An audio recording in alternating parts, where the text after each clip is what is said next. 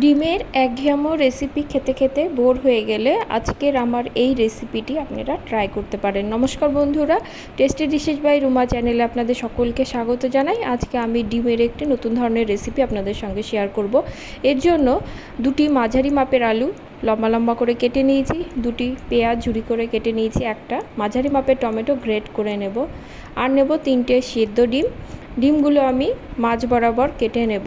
আপনারা চাইলে গোটাও করতে পারেন, তবে কেটে নিলে খেতে কিন্তু বেশ ভালো লাগে। অল্প নুন এবং হলুদ দিয়ে ডিমগুলো ভালো করে মেখে নেব। আমার ডিমগুলো ভালোভাবে মাখানো হয়ে গেছে। এবার আমি কড়াতে দিয়ে দিব সর্ষের তেল। আমি রান্নাটি কিন্তু সর্ষের তেলেই করব। তেলটা গরম হলে ডিমগুলো আমি ভেজে নেব। ডিমটা একটু ভালো করেই ভাজতে হবে। হলুদটা দেওয়ার জন্য ডিমের কালারটা কিন্তু খুব সুন্দর আসবে। ডিমটা আমার দুপিট ভাজা হয়ে গেছে, এবার আমি তুলে নিলাম। ওই তেলেই আমি আর একটু তেল দেব। তেলটা গরম হয়ে গেলে ফোড়নে দেব গোটা জিরে আর দেব তেজপাতা। ফোড়নটা একটু নেড়ে নেব। এবার আমি এর মধ্যে দিয়ে দেব পেঁয়াজ কুচিটা। পেঁয়াজ কুচিটা দিয়ে কিন্তু খুব একটা ভাজবো না, নরম হয়ে আসা পর্যন্ত পেঁয়াজটা আমি ভেজে নেব। পেঁয়াজটা দেখুন বেশ নরম হয়ে গেছে। এবার আমি কুচনো আলুগুলো দিয়ে দেব। আলুটা দিয়ে আরও মিনিট 3 মতো আমি ভেজে নেব। গ্যাসের ফ্লেম কিন্তু মিডিয়াম টু লোতেই থাকবে। আলুটা ভাজতে ভাজতে কালারটা দেখুন অনেকটাই পাল্টে গেছে, আলুটাও কিন্তু অনেকটা মজে এসেছে। এবার আমি এর মধ্যে গ্রেট করে রাখা টমেটোটা দিয়ে দেব। টমেটোটা দিয়ে আরও মিনিট খানেকের মতো আলু পেঁয়াজের সঙ্গে কষিয়ে নেব। টমেটো দিয়ে একটু নুন দিলে টমেটোটা কিন্তু কষানো ভালো হয়, এই জন্য স্বাদের জন্য আমি নুনটা দিয়ে দিলাম। নুনটা দিয়ে আবারও আলুর সঙ্গে টমেটোটা আমি কষিয়ে নেব।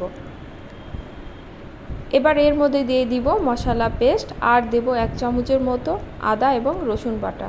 আদা রসুন বাটাটা আগে দিতে হতো, আমি ভুলে গেছি, সেজন্য পরে দিয়েছি। আপনারা টমেটো ভেজে নিয়ে আদা রসুন বাটাটা যোগ করবেন। সব উপকরণ দিয়ে মশলাটা আমি আরও মিনিট 2 মতো ভালো করে কষিয়ে নেব। দেখুন মশলা থেকে তেল ছাড়তে শুরু করেছে, মশলাটা সুন্দরভাবে কষানো হয়ে গেছে। এবার আমি এর মধ্যে দিয়ে দিব জল। ঝোল কী পরিমাণ রাখবেন সেই হিসাবে জল দিবেন। খুব একটা ঝোল কিন্তু এই রান্নাটাতে ভালো লাগে না। মশলার মধ্যে আমি যা ব্যবহার করেছি তা হলো 1.5 চামচের মতো নিয়েছি ধনে গুঁড়ো, 1 চামচ জিরে গুঁড়ো, কাশ্মীরি লঙ্কার গুঁড়ো, অল্প হলুদ এবং জল। আমি যেহেতু কাঁচা লঙ্কা ব্যবহার করব সেজন্য আমি কাশ্মীরি লঙ্কা গুঁড়ো দিয়েছি। আপনারা ঝাল খেতে চাইলে ঝাল লঙ্কার গুঁড়ো ব্যবহার করতে পারেন। ঢাকাটা খুলে 4-5টা কাঁচা লঙ্কা এর মধ্যে যোগ করব আর দিয়ে দেব গরম মশলা। ভালো করে মিশিয়ে ঢাকা দিয়ে আলুটা সেদ্ধ হওয়া পর্যন্ত রান্না করে নেব। ঢাকা খুলে দেখে নেব, দেখুন আলুটা কিন্তু আমার সুন্দরভাবে সেদ্ধ হয়ে গেছে, ঝোলটাও অনেকটা কমে গেছে।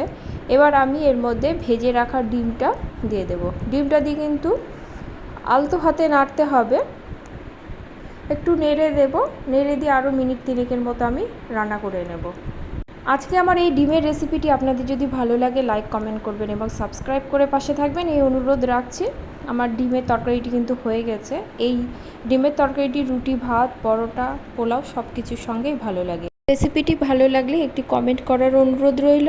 আজ তাহলে এ পর্যন্তই, দেখা হবে অন্য কোনো রেসিপি নিয়ে। সকলে ভালো থাকবেন। ধন্যবাদ সকল।